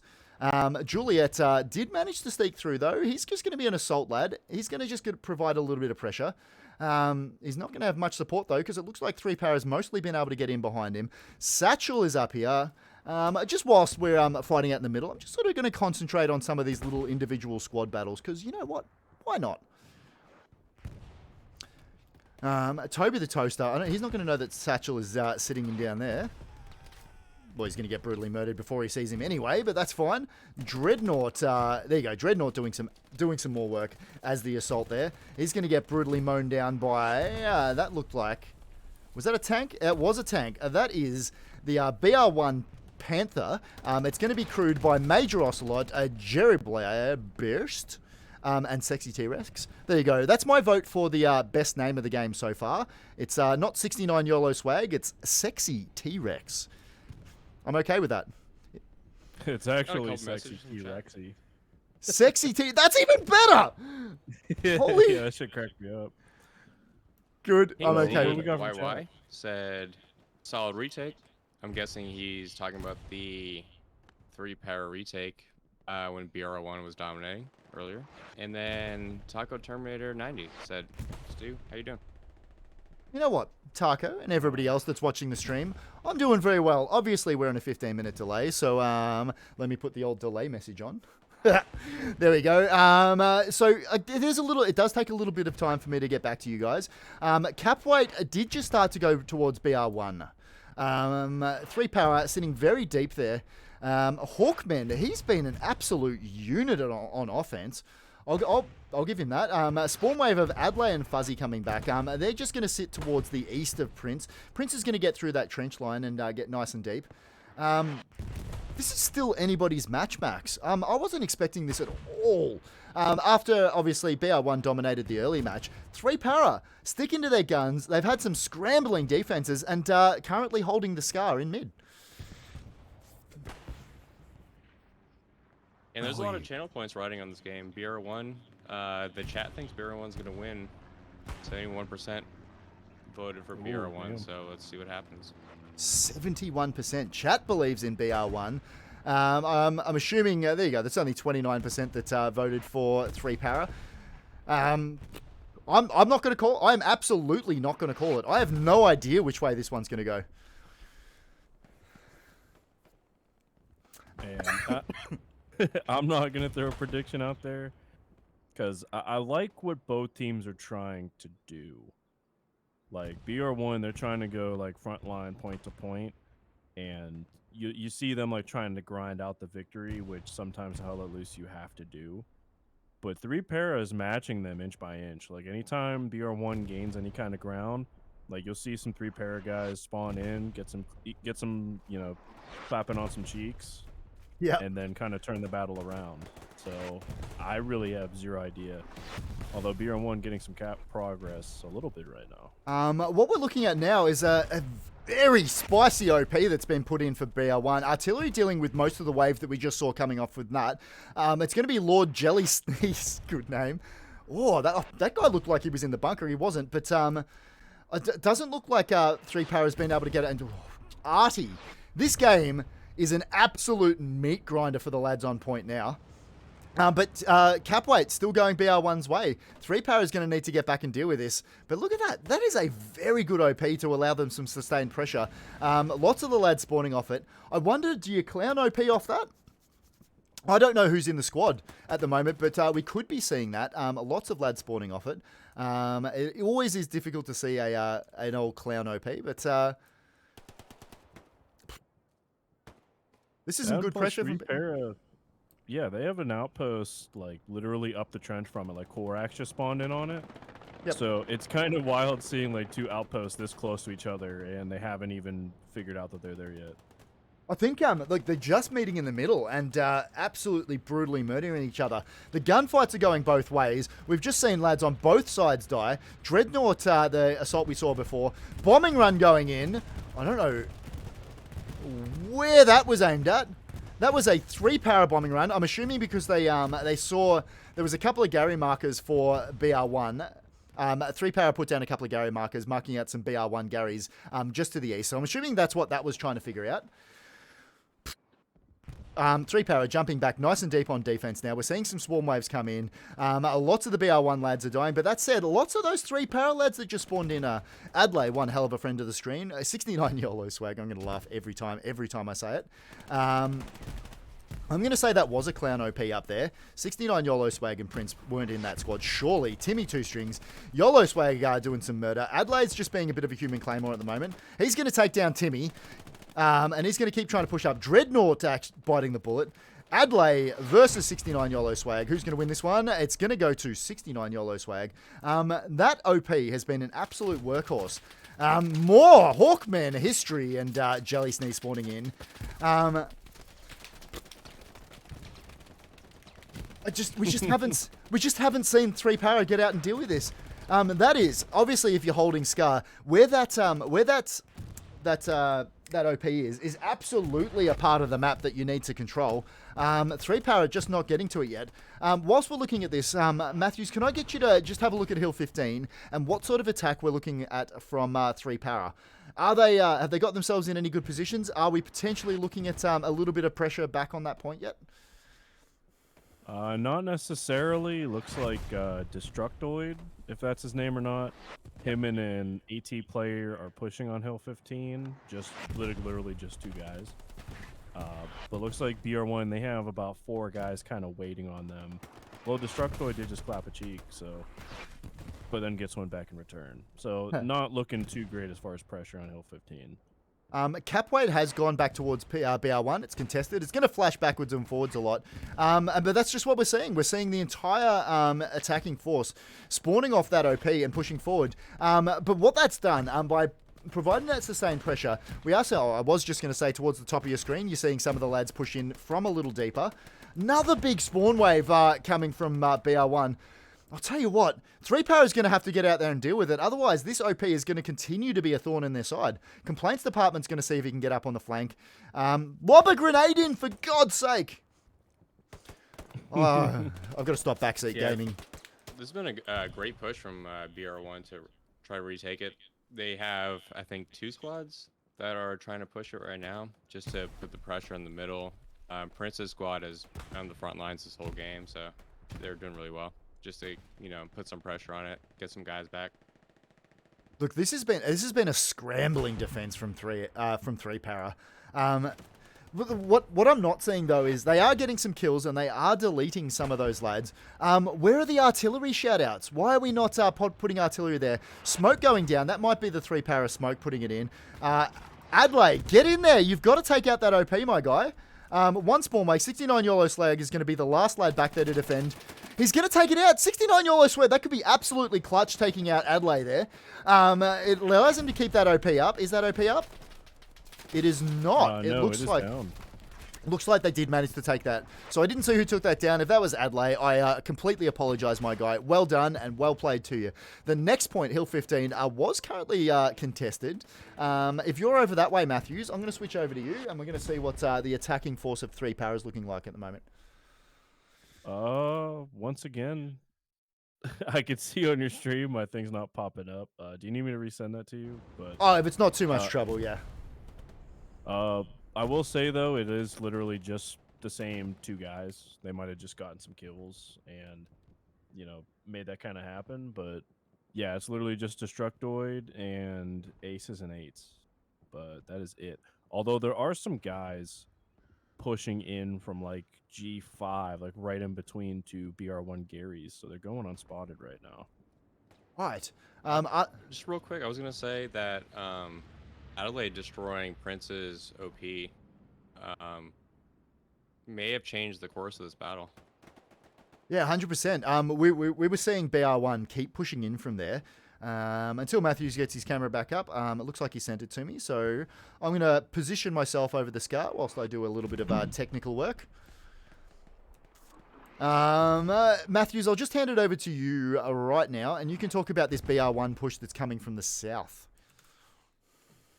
Yeah, so BR1 managed to get a garrison up pretty much right on the ENF7 line, that notorious little, hill that's south of the SCAR. They have some pretty heavy numbers pushing from it. Some 3-Para guys are locking it out right now, though. But a fair amount of numbers are trickling their way through, and if they can get some good outposts up, they could make life a little bit of a living hell for 3-Para. That garrison's still locked out, though, so the guys that 3-Para do have in the area are making a bigger impact than they probably know right now. But getting some nice little kill trades. My man Thick Cut Bacon. BR1 Thick Cut Bacon. He is deep in the point. It looks like he's going to potentially clear out this bunker. Doesn't see Fallout Boy. Oh, I accidentally went on the map. Doesn't see Fallout Boy literally right outside the bunker. So, again, just these near misses. It doesn't look like that camera's going to work. So I'll do my best to catch every single little bit of the action. You might have to restart it on the screen or some such. But see if you can get that one sorted. And I'll take over the action for now. We've got Thick Cut Bacon sitting in there. That was a good little rocket hit there. I love a good long-range rocket. Absolutely massive in the current meta. That is a big spawn wave from 3-Para coming back to defense. Thick Cut's going to sit nice and deep. Lord Jelly Sneeze is going to sit down there. And he is going to be taken out by Fuzzy. History Bullet. I don't know what his full name is. Thick Up Bacon. Going to take down Korax. But they're going to be aware that they've got one of those BR1 lads nice and deep. That push that we were talking about down towards the south of the map, it looks like Jimmy the Hand and Sweaty Plums, they're getting into Sweaty Plums, as soon as we say his name, is going to get brutally murdered by, looks like, Juliet. Hawkman is sitting right next to Glove. How have they not seen each other yet? They're right next to each other. There we go. Glove taking down Hawkman. Hawkman has been an absolute stalwart on offense for this BR1 side. So very good job from Glove there. Blood's going to sit down towards the south. He's going to be south of Glove. I don't know whether he's going to be taking him in or not. But as we speak, there is a bit of a push coming from BR1 from the north of the map. Good lord. Stu, are we gonna finally see for the first time a match go to the end of the game period at a time? Potentially. Obviously, this 35v34 format, in a lot of the lead-up games, when we were watching some of the lead-up games and the warm-up matches, especially around the OCE community, we were seeing nearly every match go the full distance. And I don't know about you, Max, that is a long time to be yelling into a microphone. I will say, I'm watching the stream a little bit. I just see Colonel Matthews on the screen, like bottom right. I don't know if you're trying to do that or not. Don't mind me whilst I switch back over to mine. There we go. I did send you the thing, by the way, but I mean, this match has been absolutely bonkers, and I love it. I just gotta say that. I'll give it one more crack at the second camera. I think he's trying to say that you're everywhere. You're everywhere. You can't see me. No, this has been a really good match. Just back and forth, sneaky Garrison, smoke. Yeah, I mean, seeing the other team. Yeah, like seeing some meta gameplay, seeing some, some crazy flanky flanks. Like this game kind of has it all. Although I will say the one thing this game kind of doesn't have is like true like tank combat. Because BR1 this entire game has only ran one tank squad. Really? Yeah. Obviously in this game format, you can run as many as you like. There you go, Matthews. Your camera's back up and working. I, for one, was genuinely worried about it, but it's good to have it back. I'm going to switch over to my map right quick, just so we can have a look at what the situation for Gary's from 3Para looking like. And it's not looking great, to be fair. They are getting subs down on point, because it looks like they are Garryless on point. They've got a half track down towards the south of the Scar, and one Gary just up sort of the river edge, on the edge of that forest to the north of the map that we were talking about as fairly crucial before. They do have an airhead coming down straight to the west. We might swing over and have a look at that airhead. That said, BR1 absolutely have cap pressure. As I said that, it goes back 3Para's way. I will say BR1 is also dropping an airhead southwest of point in E7, so just wanted to point that out. We just saw the Panther pull up next to the 3Para airhead. Major Ocelot's going to get out and deal with that. No airhead for you. Colonel Matthews, can I get you to jump over the... Actually, that's all right. I see it. We're going to get over and have a look at it. Yep, I am pretty much just south of it, kind of looking towards the point from it. That's all right. I'll sit my camera over point. We'll have a look at you. The airhead's coming down just in front of Colonel Matthews. And we'll see whether or not 3Para is going to be able to deal with this. Yep, there it lands. There it is. A 3Para airhead going in there. It doesn't look like anybody... it doesn't look like 3Para's reacted to it at all. So that's going to be another free airhead. Obviously, that's... I don't see anybody anywhere near this thing, so... Oh, Jimmy the Hand is sitting just west of it, but he looks to be the closest of the 3Para lads. If we see some big spawns and some setup based off this airhead from 3Para... from BR1, 3Para could be in a bit of trouble there. A couple of spawns, just a couple of riflemen. Interesting choice of class, but we're going to run with it. Yeah, and I mean, they don't have a squad leader. They are dropping supplies. Once again, kind of hitting the honey hole in F7, but you'd like to see a squad leader to get on this airhead so they can start getting some spawnable pressure. Although, looking at the map, BR1 is pretty much surrounding the point. Like, they are looking to pounce right now. This is kind of wild. Yeah, this is huge. Look, it's been a great defense from 3Para, but unless they're able to, as we were saying before, I think we've said it about 1 billion times this match, unless they're able to push out and start controlling the sectors around the strong point, this is going to continue to be a problem for them. Bond, he was just able to walk straight into point there and take down Sit Ames. Matthews, if you're a commander or just playing a comp match, when your middle point and your defensive point has been under this much sustained pressure, how goddamn sweaty are you getting right now? So are you talking like from the 3-para perspective or the BR1 perspective? Well, from both, I swear, but from the 3-para's perspective mainly. So from 3-para's perspective, you know, whenever you have a midpoint that's under pressure, one thing that's always good for a commander to do is to create spawn density. So, you know, you're playing musical garrisons, like you're constantly replacing stuff around your defensive point. You know, trying to keep those spawn points alive to where when BR1 comes knocking, you have places for your guys to go. If you're on BR1's perspective, you know, they've done a great job, you know, like I said, pushing from point to point, and they're getting guys in good positions to attack the point. 3-para is fighting their absolute ass off, but once again, teams that can just grind it out, you'll eventually get kills, you'll eventually, you know, start taking down garrisons and stuff. And, you know, they've been winning the gunfights, and now they have guys inside of strong point, guys immediately around strong point. This is looking rough for 3-para, but you have to, if you're 3-para, you have to find ways to get guys into those 4 grids. Doesn't matter where from, doesn't matter how. You just have to. Yeah, I think you're Yeah, I was absolutely gonna right. ask you that too.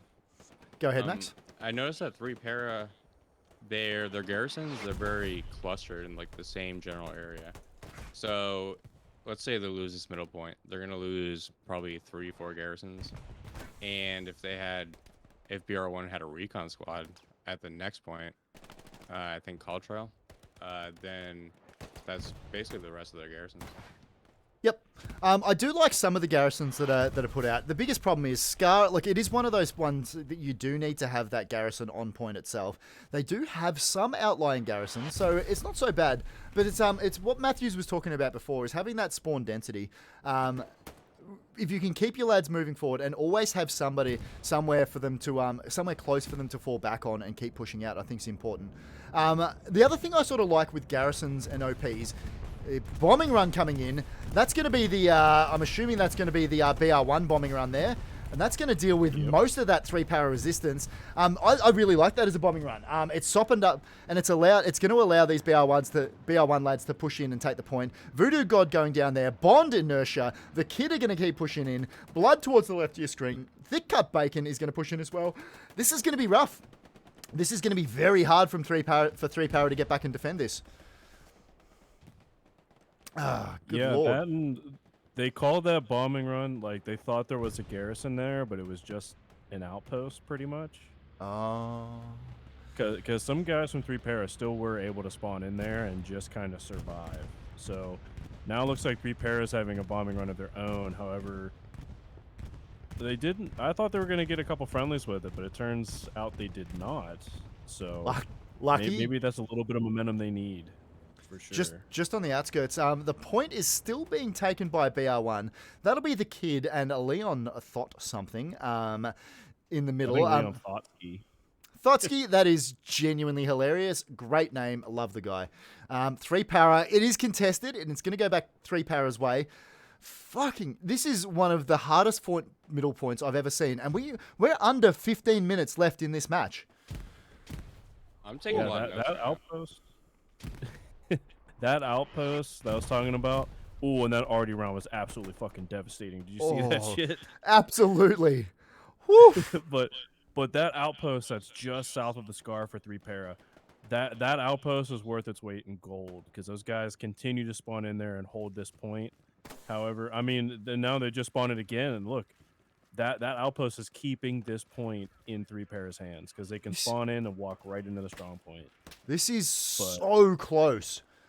We are seeing some of the 3-para lads out towards that woods. You'd expect them to put down an OP and start trying to move back and sweep up this BR1 attack that's happening from sort of in the middle of your screen there. Timmy Tustra and 69 YOLO Swag are going to provide that.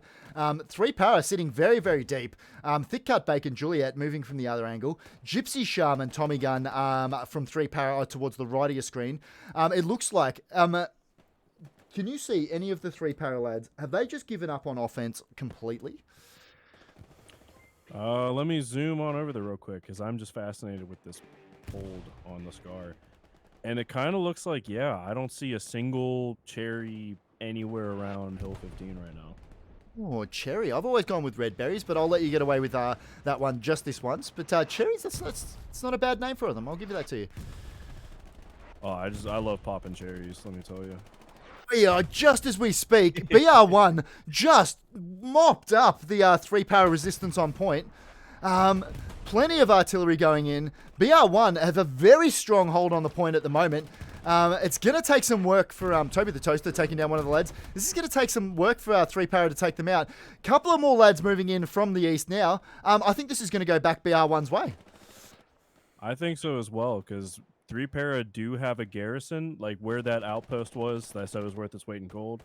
Yep. They have a garrison just south of that, but BR1 has that thing sighted in for RD. They just nuked like 6 guys that spawned in on it. Yeah, that's so map is just the center point is just flipped with 12 minutes and 30 seconds left. This is still anybody's match. 3-power, obviously, they do need to do a bit of work to set up. I'm just going to have a look at what their garrisons are looking like. And this is what Max was talking about before. They do have the one half-track sitting behind Carl Trail. Looks like the defensive squads have moved back there to try and take that. They've got the one garrison up towards the north, just in that sort of radar complex that you're looking at. And they've got one well to the south, just sort of to the south of the... and to the west of the river that's south of Scar. So it's going to take them a little bit of time to set up. And look, 12 minutes to go. That is plenty of time. It took less than that to take the point at the start. So I don't know about you, Max. I would still not call this either way. Yeah, I mean, it's anyone's game at this point. But like you said, with the garrison loss, I'm not sure how 3-power is going to recover from this. And also, Nicholas said 9-month Twitch, baby. 9 months? That is 9 more months of subscribing than I deserve, and I will absolutely take it. Ignicholas, if you haven't looked at him already, go click on that name that's sitting above you in chat. Ignicholas is one hell of a streamer himself, and one hell of a supporter of a lot of the different communities in the OCE region. And, you know, he's just a good bloke as well, which probably helps.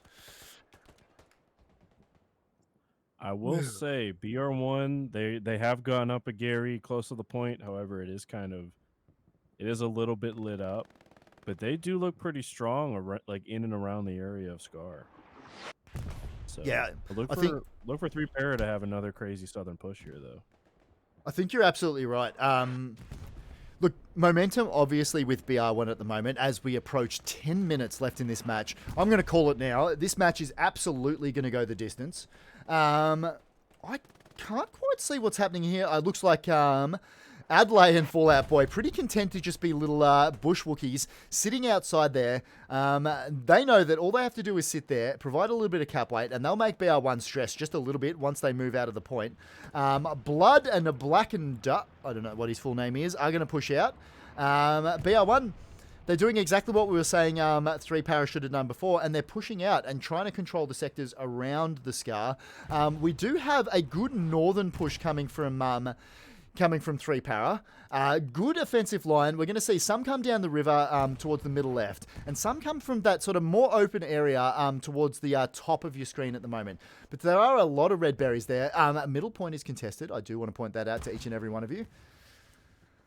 It's kind of crazy, like, you see red and blue, like, it's basically a mixed bag. Like, there's a blue guy, there's a red guy, like, 5 feet away. It's all kind of just last moment, you know, trying to recoup.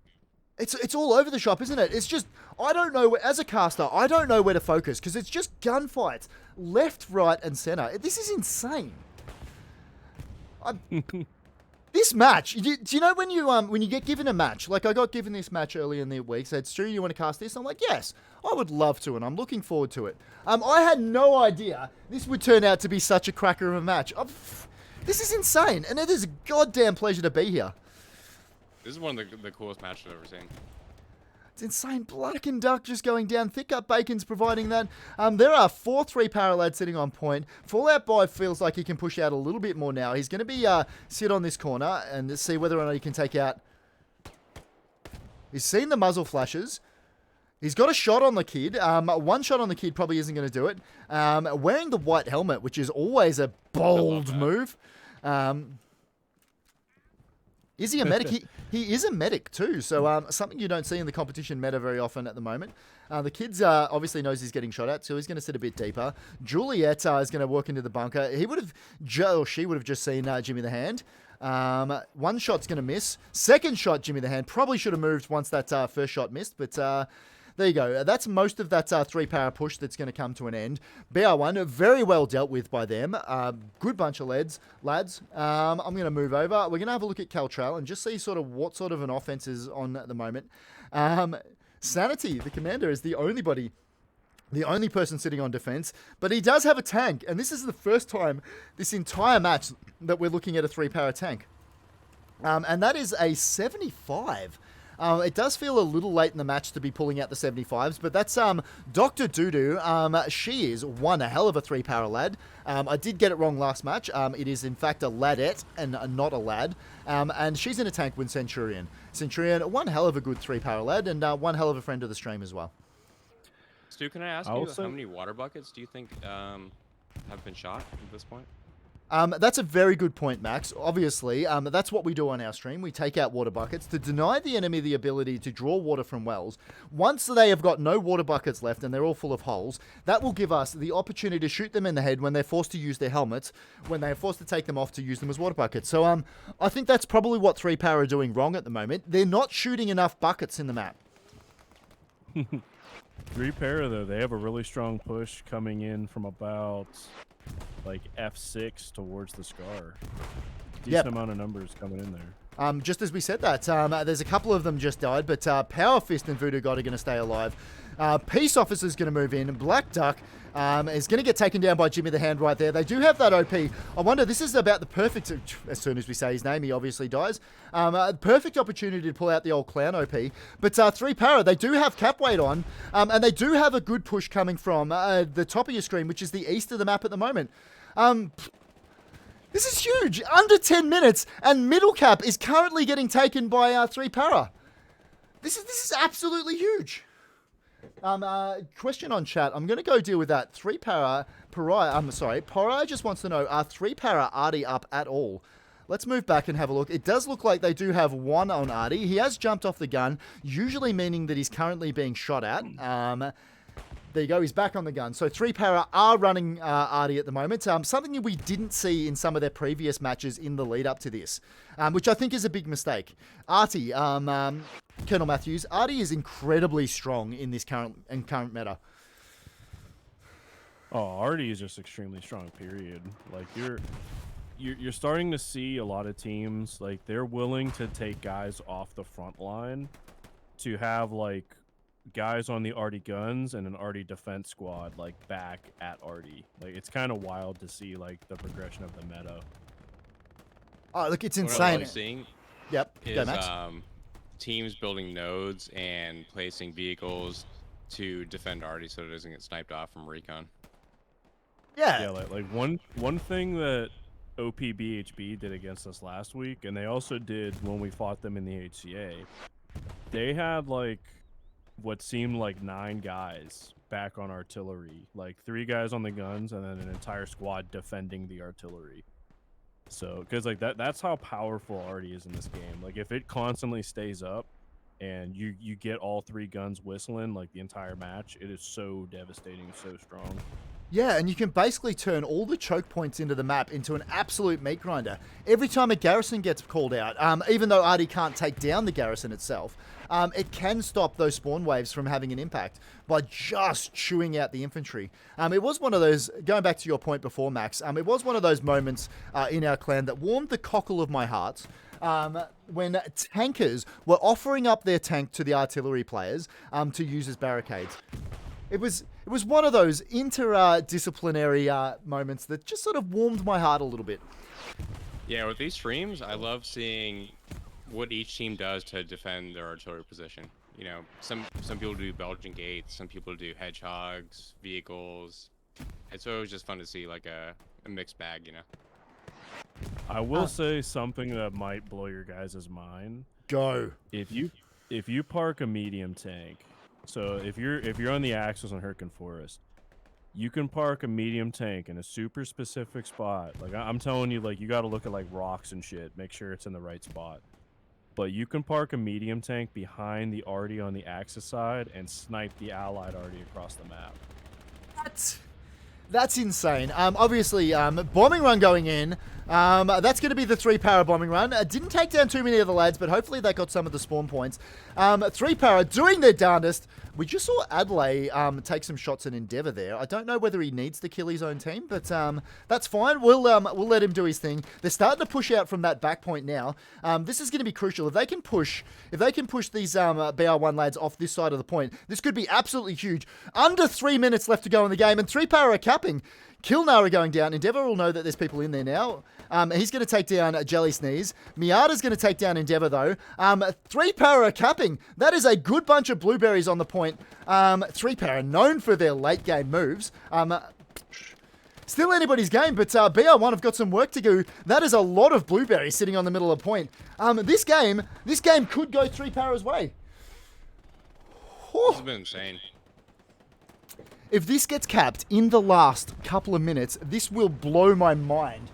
Look at that. I'm assuming BR1 has their bombing run up. You'd assume you'd like to see that coming in soon. Battlejar doing some work, but he's going to get brutally murdered before I can finish saying his name. Obviously, that's the way these things work around here. 3-para, they're sitting very deep. It's halfway capped. Another spawn wave coming in. Look at that. That is a massive amount of cap weight sitting on the point at the moment. Precision strike coming in. Looks like that precision strike is going to take down some lads, but it isn't going to take down that OP, which is still up. Artillery is going to come in and try and do some damage. 3-para. It looks like they might have this, Max. I love that the artillery smoke that 3-para is using in the trenches basically just confuses BR1, you know, to where they can't see a foot in front of them and they don't know if somebody's there or not. The 3-para lads dying in that little choke point in the middle of the scar now. 1 minute and 20 seconds left. Good lord, this could go 3-para's ways. I know. When you say on the edge of your seat, it's supposed to be one of those things. Oh, I am literally on the edge of my seat. This game, this is. Oh, it's being defended by BR1. Holy crap. 3-para trying to do some work. Voodoo God going down. They just don't have. Close. That was so close. We're under 1 minute. 3-para are going to have to get cap going back their way. And now, if they want to take this match, this is huge. I think we're getting up to the point of no return. BR1, what a goddamn defense of that last point. That was absolutely huge. The scrambling defense. I've never seen a match like this. APAI absolutely turning it on. 3-para. They were moments, inches away from taking this match. It looks like BR1 have got enough back to defend this one. Holy crap, boys and girls. I'm at a loss for words. That was... Yeah, holy shit. That was insane. 17 minutes, 15 seconds left. This match is going to go BR1's way, but god damn it, all credit to 3-para. That was a banger of a match. Oh, I feel sorry for my microphone right now. I don't know whether it can understand anything I'm saying. That was a win to BR1. That was huge. I'm just going to spend a little bit of time now going through some of the scores, so some of the lads can look at how they're doing nice and early before the official results come out. But whilst we're talking, Mr. Matthews, what a goddamn match! I will say, 3-para getting that cap progress right there. They had so many bodies inside of that strong point right there at the end of the game. Oh, And no. BR1 being able to kind of surround that, get a couple really clutch grenades and a couple of really clutch rifle kills is what decided that battle right there. That was awesome. Oh, I know. I love matches when they come to, like, the commanders have done everything they need to do. The squad leads have got their shooters in good positions. But yeah, that's basically what they've done, is got their shooters into the positions they need to be in, given them a chance to take that. Oh, I just saw Half Royale rock up into the Discord. Hopefully we get to speak to him shortly. But Colonel Matthews, put your face on, because we're going to do a little bit of post-match. Oh, hell yeah. Oh, nope, we've lost Colonel Matthews. Can I get your... Really? Yeah, give me 1 second. Hold up. Not a problem. I guess earlier my VPN restarted, so that's my fault, ladies and gentlemen. Let me correct this shit. We're talking NordVPN? Don't... Yeah. Sorry, no. No hashtag ad. NordVPN would never do a thing like that, obviously. Can they just sponsor me already? The amount of times we've made that joke is getting ridiculous. All right, should be ready to rock. All right, let me get a So- quick little camera action from you. There we go. Yeah, Copy that. You might have to do the thingamabobber. Looking at my green screen, this shit's hilarious, man. Other cast ahead. Can I say I was only paid for an hour, but for used to, hour and a half there. How much am I? How much am I paying you? And whatever it Oh, is, there it we is not enough, my friend. There we go, It is Mr. 0. Matthews. But for 3 para, they did an excellent job retaking the point in the beginning. It was kind of bouncing back and forth. They did a good job pushing hill. But I'd say my players of the game for para, Tango and Waggers, and also Jimmy. Jimmy the Hand did I some noticed work. Tango did they- some very good work as well. Yeah, they were on the front lines. They were setting up OPs. They were setting up Garys when they could. And then BR1, I'd say the kid for because he did like the heavy lifting. He was in the front lines as well. I'll absolutely that. agree with them. Matthews, do you have a standout player for that match, my guy? BR1 Prince. He was the guy that had that really sneaky outpost that guys were coming into like the point on Scar from. You know, I mean the outpost that was up for like 10 minutes. And we're like, how wasn't anyone from 3-par like pushed out and taking this thing down? So I'm giving I mine know. to Prince for sure. There you go. Very worthy recipients of our men of the match, people of the match, persons of the match. Colonel Matthews, can I get you to do me a favor? We did see Half Royal jump into the Discord. Can you chuck him a message and tell him to come back? Because we are ready for a little bit of interview. Yeah, I guess I guess one of his guys casted, so he's doing an interview on his thingamabobber. But I have messaged him. He will be coming back. So Magnificent. Hopefully we see Jimmy the Hand pop in as well into the Discord. I think it was Jimmy that was going to come have a quick post-game chat with you. It's always a little difficult though with the stream. Timey-wimey, wimbly wobbly's bullshit, because if you look at the stream, you go, oh, I've got 15 minutes. It's fine. I get time to... God damn it. Can I just say, boys, that was one of my favourite matches I have ever casted. That was huge. That came down to like the last couple of minutes. I've never seen anything like that at all. That game had it all. The only thing I think it was missing a little bit is we didn't see tanks and that combined arms that's been winning matches. But you sort of, on these forest maps, you sort of expect that a little bit, I think. I love it. Like, What? if I ever want to play Hell Loose, I just need to rewatch this VOD, and it'll give me the motivation to do it. Yeah, dude, 100%. We do have Half Royale in the Discord now, so I'll drag him up. We'll give him, obviously, he's the representative for BR1, one hell of a good dude. Let's drag him up and say hi to him. Half Royale, how are you, my guy? Blown away.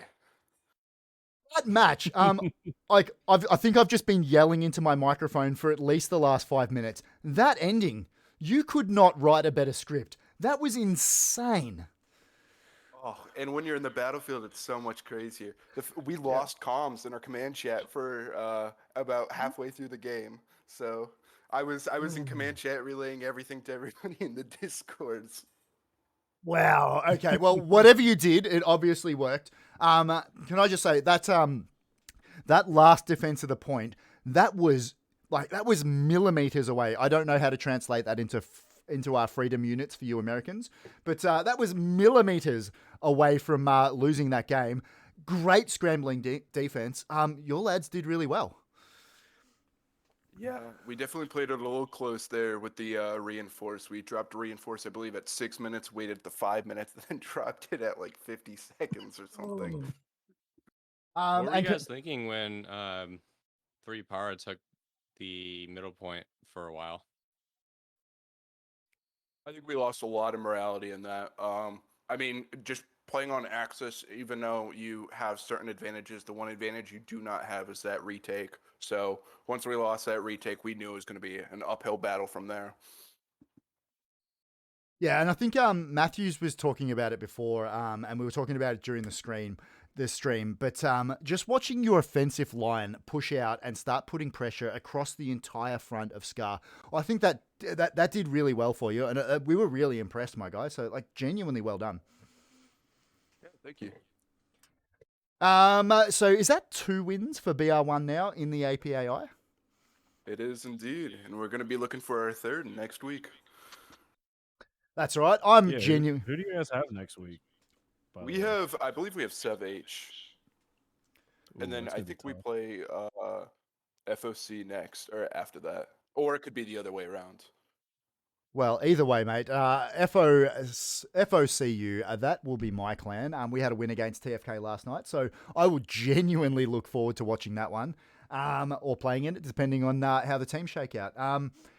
Thank you very much for joining us, Half Royal from BR1. Genuinely good luck with the rest of the tournament, my guy. Yeah, thank you. It's been a pleasure. Absolutely. Oh, yeah. It Hell of a doesn't. match, my man. Hell of a match. Damn straight. It doesn't look like we've got a representative from 3 Para. Obviously, the lines got crossed. Colonel Matthews, you're just much better at organising guests than I am, obviously. So I'll... Apparently so. He joined the Discord and everything. It was supposed to be Jimmy, but that's all right. We'll speak to him at some stage in the future. I'll start wrapping this up if he's not going to be here. Maxim, thank you very much for the comments. Always a pleasure to have you around here. Thank you for looking after Twitch chat. I appreciate you, my guy. Thank you. Yeah, they behaved, so easy day. That was a great experience, honestly, just watching that. So appreciate you having me. Any time you want to be around here, my guy. And then we'll go to my co-caster, your friend, Colonel Matthews. Thank you very much. Did you enjoy yourself, my guy? Oh, I had a wonderful time. I mean, that match, like, when you play Hell Let Loose, like, those are the kinds of matches that, in my opinion, are just the absolute, like, pinnacle of the game. So seeing that back and forth, both teams are in it. One team, looks like they're kind of dominating. Then all of a sudden, like, a couple SLs slip through, get some spawns, get some guys, into the point. They cap the point. They pressure the next point. They lose that pressure. The other team's coming back. I mean, that was an absolute, like, amazing match, and I'm so thankful I was able to come in and help cast it with you. So I had a wonderful time. Mate, it was an absolute pleasure. I hope we get to do this again at some stage in the future, because I, for one, will look forward to it. I'll start wrapping things up. Let me say, that was BR1 versus 3 Para on Hurtgen Forest. BR1 coming away with the win, but it came down to the last minute. I've never seen anything like it. That was one of the best matches of Hell Let Loose I've ever seen. All credit to 3 Para. They kept the fight up. They took back the middle point after losing it early, and almost took it back for a massive win at the end. All credit to them. That was very well played from both teams. That was huge. If you're watching on stream, thank you very much for everybody that's watching. It's a pleasure to have you. I appreciate every single one of you. I appreciate you guys in chat. You guys are amazing.